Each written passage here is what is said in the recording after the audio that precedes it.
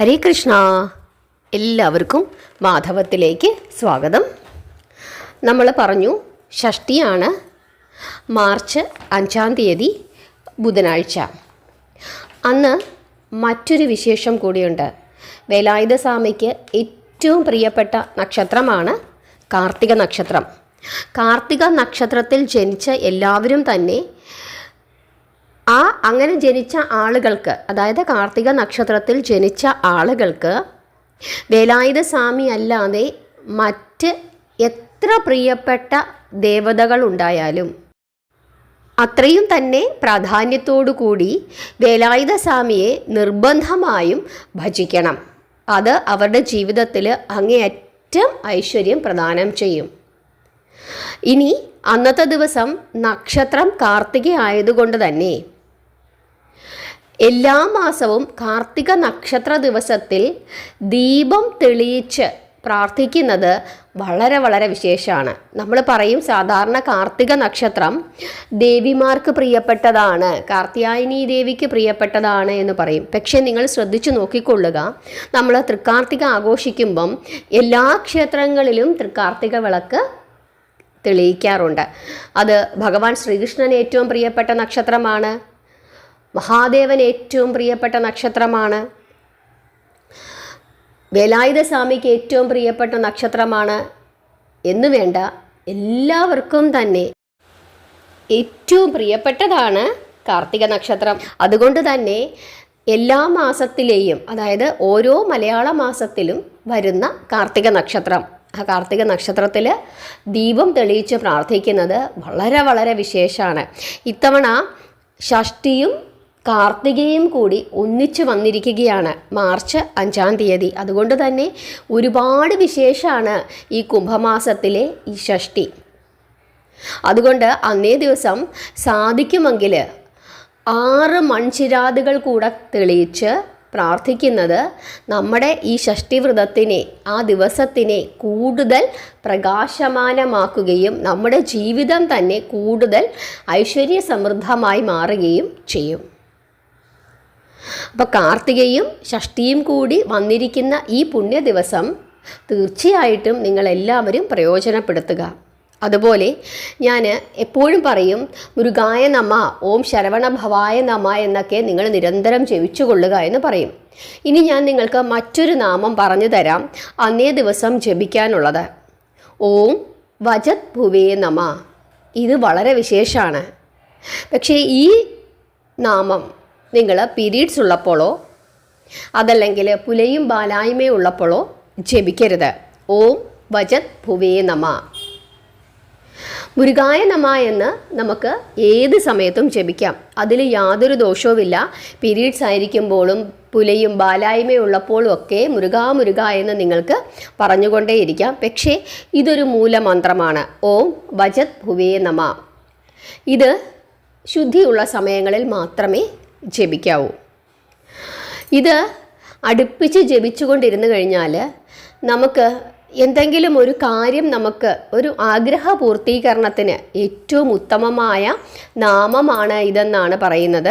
അതുകൊണ്ട് എന്തെങ്കിലുമൊക്കെ നമുക്കൊരു ദോഷങ്ങളുണ്ട്, അതല്ലെങ്കിൽ നമുക്ക് ആകെ ഒരു ബുദ്ധിമുട്ടുകളാണ്, സാമ്പത്തിക പ്രയാസങ്ങളാണ്, ജീവിതം മുമ്പോട്ട് പോകുന്നില്ല, ഇങ്ങനെയൊക്കെയുള്ള പ്രശ്നങ്ങൾ ഒക്കെ നമ്മൾ അനുഭവിക്കുകയാണെങ്കിൽ ഇതൊരു സാധനയായി കണ്ടുകൊണ്ട്, അതായത് ഞാൻ തുടർച്ചയായിട്ട് ഒരു 90 ദിവസം രാവിലെയും വൈകുന്നേരവും 108 തവണ വെച്ച് ജപിക്കും, അതല്ലെങ്കിൽ 41 ദിവസം ജപിക്കും എന്ന് നമ്മൾ വിചാരിക്കുക. ഭഗവാനാണ് തീരുമാനിക്കുന്നത് നമുക്ക് ജപിക്കാൻ സാധിക്കുമോ എന്നുള്ളത്. ഇതിൻ്റെ ഇടയ്ക്ക് ഇപ്പോൾ സ്ത്രീകളാകുമ്പോൾ എന്ത് സംഭവിക്കും? പീരീഡ്സ് ആകും, മറ്റ് പല പ്രശ്നങ്ങളും ഉണ്ടാകും. ഇപ്പോൾ പീരീഡ്സ് ആകുമ്പോൾ നമ്മുടെ ശരീരത്തിന് അശുദ്ധിയുള്ള ദിവസങ്ങൾ, അതായത് ഒരു 7 ദിവസം നിങ്ങൾ മാറ്റിവെക്കുക. ഇപ്പോൾ ഒരു 15 ദിവസം കഴിയുമ്പോഴാണ് പീരീഡ്സ് ആയതെങ്കിൽ പിന്നീടുള്ള 7 ദിവസം ഈ നാമം ജപിക്കേണ്ട, അതിന് പകരം മുരുകായ നമയെന്ന് ജപിച്ചുകൊണ്ടേയിരിക്കുക. അതിനുശേഷം 8-ാമത്തെ ദിവസം മുതൽ വീണ്ടും ജപിച്ചു തുടങ്ങുക. അപ്പം നമ്മൾ മുമ്പ് നിർത്തിയ 15 കഴിഞ്ഞിട്ടുള്ള 16-ാമത്തെ ദിവസം മുതൽ നമുക്ക് കണക്ക് കൂട്ടാം. ഇങ്ങനെ ഒരു സ്ഥിരമായി കുറച്ചു കാലം ജപിച്ചു കഴിഞ്ഞാൽ ജീവിതത്തിൽ മാറ്റങ്ങൾ ഉണ്ടാകുന്നതായി കണ്ടിട്ടുണ്ട് എന്ന് ധാരാളം ആളുകൾ, അതായത് അനുഭവസ്ഥർ പറഞ്ഞിട്ടുണ്ട്. ഭഗവാന് ഒരു പഴം നൈവേദ്യമായി സമർപ്പിച്ചിട്ട് വേണം ചെയ്യാനായിട്ട്. അതായത് ഈ നാമം നമ്മളൊരു സാധന പോലെ ചെയ്യുകയാണെങ്കിൽ നമ്മൾ വേലായുധ സ്വാമിയുടെ ഒരു ഫോട്ടോ നമ്മുടെ വീട്ടിൽ എടുത്ത് വെച്ചിട്ട് ഭഗവാന് പുഷ്പങ്ങളൊക്കെ സമർപ്പിച്ച് വിളക്ക് തെളിയിച്ച് ഭഗവാന് ഒരു പഴം, ഒരെണ്ണം മതി, ഒരു പഴം ഭഗവാന് നൈവേദ്യമായിട്ട് സമർപ്പിക്കണം. എന്നിട്ട് നൈവേദ്യമായിട്ട് സമർപ്പിച്ചിട്ട് നമ്മൾ പ്രാർത്ഥിക്കുക. അങ്ങനെ രാവിലെയും വൈകുന്നേരവും നമ്മൾ ഈ പഴം ഭഗവാന് നൈവേദ്യമായിട്ട് സമർപ്പിച്ചിട്ട് നമ്മുടെ പ്രാർത്ഥനയ്ക്ക് ശേഷം ഇത് നമുക്ക് പ്രസാദമായിട്ട് സ്വീകരിക്കാം. അങ്ങനെ നമ്മൾ ഒരു സാധന പോലെ ഈ ഒരു നാമം ജപിച്ച് മുമ്പോട്ട് പോയി കഴിഞ്ഞാൽ അതിന് ഒത്തിരി ഫലസിദ്ധി കിട്ടിയെന്ന് അനുഭവസ്ഥർ പറയുന്നുണ്ട്. എന്തായാലും നാമജപം നമുക്ക് യാതൊരു ദോഷവും ഉണ്ടാക്കത്തില്ല, ഗുണം മാത്രമേ ഉണ്ടാക്കുകയുള്ളൂ. ഇനി അടുത്ത് വേലായുധ സ്വാമി ക്ഷേത്രമുണ്ടെന്നുണ്ടെങ്കിൽ ക്ഷേത്രത്തിൽ പോയിരുന്ന് ഒരു നേരം ഈ ഓം വജത് ഭുവേ നമ എന്നുള്ള ഈ നാമം 108 തവണ ജപിക്കാൻ സാധിക്കുമെങ്കിൽ അതിനേക്കാൾ കൂടുതൽ നമ്മുടെ വീട്ടിലിരുന്ന് ജപിക്കുന്നതിനേക്കാൾ ഫലസിദ്ധി കൈവരുമെന്നാണ് പറയുന്നത്. ഇനി ജപിക്കേണ്ടത് ജപമാല ഉപയോഗിച്ച് ജപിക്കുന്നതാണ് ഏറ്റവും ഉത്തമം. ജപമാല ഉപയോഗിച്ച് ജപിക്കുമ്പോൾ നമ്മൾ അറിയാതെ നമ്മൾ ജപിച്ചുകൊണ്ടേയിരിക്കും. അപ്പോൾ നമ്മൾ ഈ കൈകൊണ്ടൊക്കെ എണ്ണി ജപിക്കുമ്പോൾ കൈകൊണ്ട് എണ്ണി ജപിക്കാം, അതിൽ കുഴപ്പമൊന്നുമില്ല. എണ്ണി ജപിച്ച് ശീലമുള്ളവർക്കും ജപിക്കാം. പക്ഷേ എണ്ണി ജപിച്ച് ശീലമുള്ളവർക്ക് പോലും നമ്മൾ ജപിക്കുന്നതിൻ്റെ ഇടയ്ക്ക് നമ്മുടെ ശ്രദ്ധ നമ്മൾ എണ്ണുന്നതിലേക്ക് പോകും.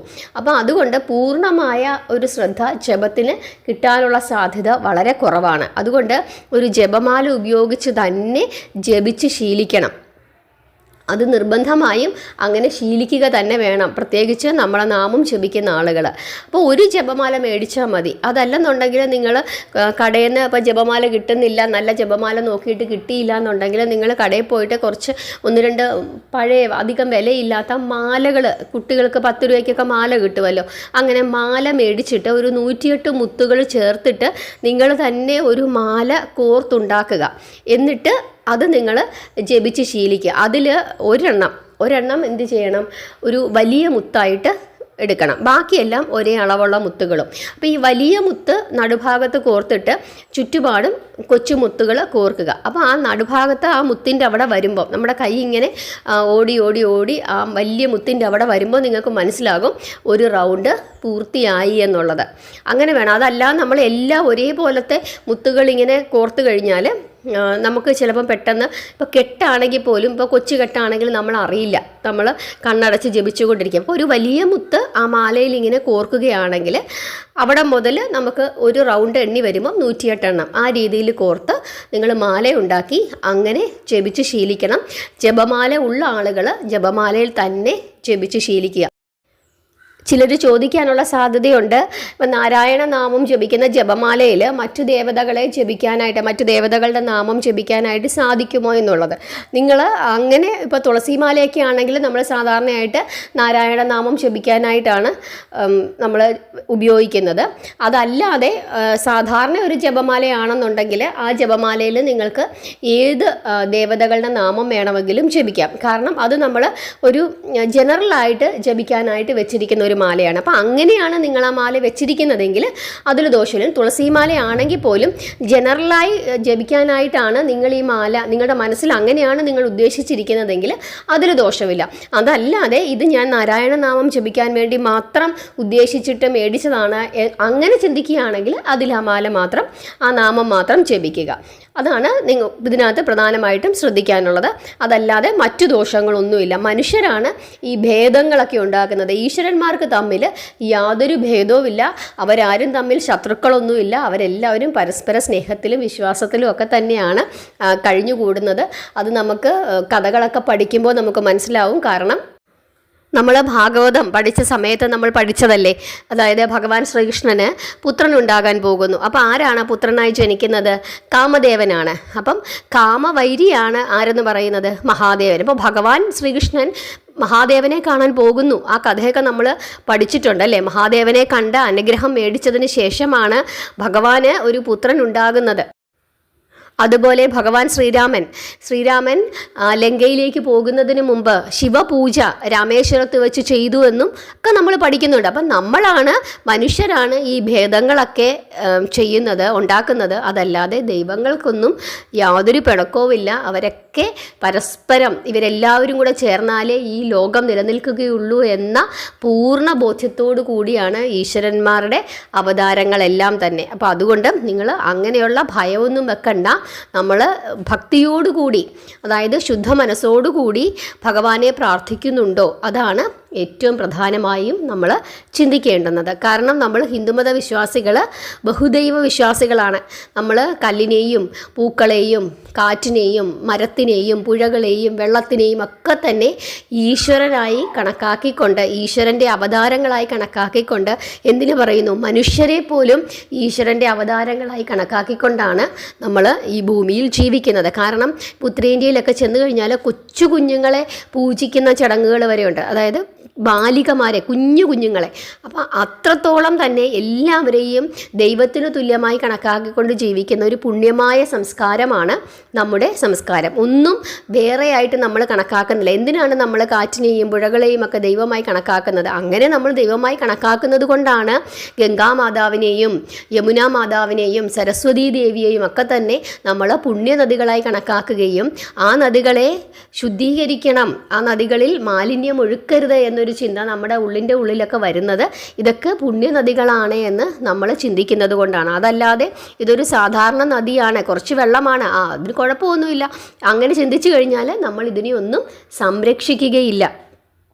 അതിനു വേണ്ടിയിട്ടാണ് ഈ ലോകം മുഴുവനും നമ്മൾ സംരക്ഷിക്കുന്നതിന് വേണ്ടിയിട്ടാണ്, കാറ്റും മലിനപ്പെടുത്താതിരിക്കുന്നതിന് വേണ്ടിയിട്ടാണ്, പർവ്വതങ്ങൾ നശിപ്പിക്കാതിരിക്കുന്നതിന് വേണ്ടിയിട്ടാണ്, അങ്ങനെയുള്ള കാര്യങ്ങൾക്കൊക്കെ വേണ്ടിയിട്ടാണ് നമ്മൾ എന്ത് ചെയ്യുന്നത്, ഇതിനെയെല്ലാം ഈശ്വരൻ്റെ അംശങ്ങളായി കണക്കാക്കുന്നത്. അതുകൊണ്ട് തന്നെ ഈ സകല ചരാചരങ്ങളും ദൈവത്തിൻ്റെ അംശങ്ങളാണ്, എല്ലാവരിലും ദൈവം കുടികൊള്ളുന്നു എന്ന ചിന്തയിലൂടെയാണ് സനാതനധർമ്മം പുലരുന്നത്. അതുകൊണ്ട് നിങ്ങൾ ഈ ബുധനാഴ്ച ദിവസം, അതായത് മാർച്ച് 5-ാം തീയതി ഷഷ്ഠി ദിവസം, അന്ന് കാർത്തിക നക്ഷത്രം കൂടി ആയതുകൊണ്ട് പ്രത്യേകിച്ച് കാർത്തിക നക്ഷത്രക്കാർ ഷഷ്ഠിവ്രതം എടുക്കുന്ന ആളുകൾ എല്ലാവരും തന്നെ ഒരു 6 ദീപം കൂടി, 6 മൺചിരാതുകൾ കൂടി തെളിയിച്ച് പ്രാർത്ഥിച്ചു കഴിഞ്ഞാൽ തീർച്ചയായിട്ടും നമ്മുടെ പ്രാർത്ഥനയ്ക്ക് കൂടുതൽ ഫലം പ്രദാനം ചെയ്യും. എല്ലാവർക്കും മനസ്സിലായി എന്ന് വിശ്വസിക്കുന്നു. എല്ലാവരുടെ അഭിപ്രായങ്ങൾ പറയുക. എല്ലാവരെയും ഭഗവാൻ അനുഗ്രഹിക്കട്ടെ. ഹരേ കൃഷ്ണ.